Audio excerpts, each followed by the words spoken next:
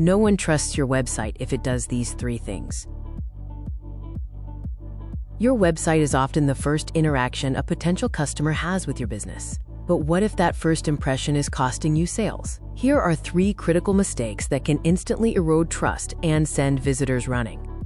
First impressions are everything, especially online. A dated or unprofessional website design can immediately signal low credibility. An old, clunky website doesn't just look bad, it screams unreliable and out of touch. Don't let your design be your downfall. You might offer the best service or product in the world, but if your website looks questionable, you'll never get the chance to prove it. Secondly, a lack of social proof is a major trust killer. People look for validation from others before making a decision. Without testimonials, reviews, or case studies, visitors have no reason to believe you're as good as you say you are. This directly translates to no trust.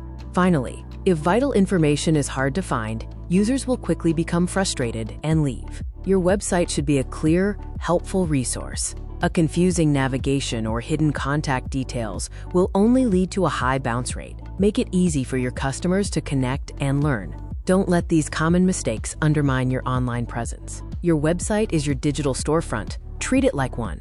Ready to transform your website into a trust-building machine that converts visitors into loyal customers? Message us today for a consultation.